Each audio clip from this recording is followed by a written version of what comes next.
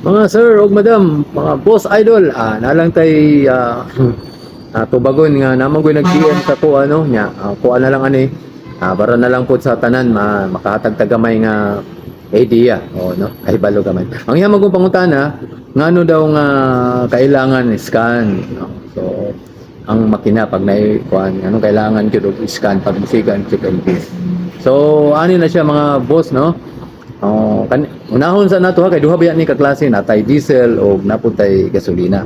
So gamayng unahon sa nato ang gasolina no kay kung dungano nato magtaas na kay mura na tag eskwelahan na taas na kay ato ang pag-explain. So ato kani lakbit-lakbit lang ni nga pagka-explain kumbaga shortcut lang gamay lang nga para makahatag lang pud og gamay idea sa inyo nga mga car owners no. So ani sa una man gud panahon ang mga kotse katong mga gasoline engine nato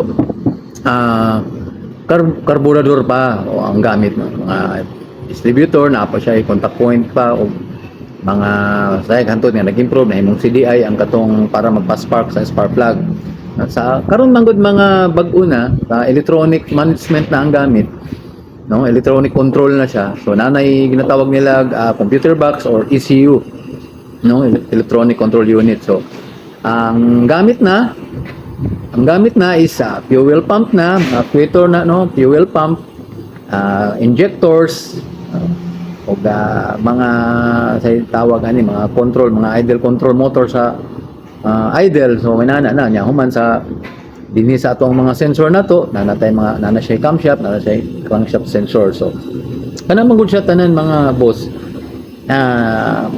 Pag na-failure sa kana mga pyesa ang ginamanage sa computer box musiga gid ang ato ang check engine lights no siga gid siya kay ang kana magong check engine light gibuhat na sa mga manufacturer para makahibalo ang owner nga once nga nag-under na ka no normal driving na ka nag-drive na ka tapos ni sigag ka din but pasabot na naay possible problema sa system sa electronics sa imong makina so mao na ang dahilan so mauna, karon kung pa-check ni muna sa shop.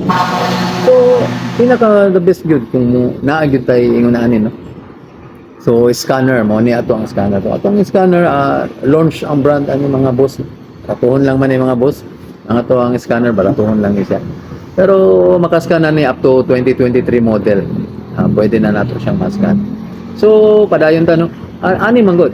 Ang scanner guide lang na sa mga mekaniko or technician ay para mahibalaan dili na mag tagna-tagna kung unsa ang posibleng dahilan nganong isiga no so gamit tungod aning computer scanner nato marid niya mahatag niya sa tuwa sa mekaniko ang code kay ang kani tanan mga piyesa sa electronics nanay mga code no nay corresponding code sa airflow sensor sa crankshaft, camshaft sensor, uban pa mga sensor kay medyo na mga temperature sensor, uban pa mga sensor sa makina nato daghan na siya no.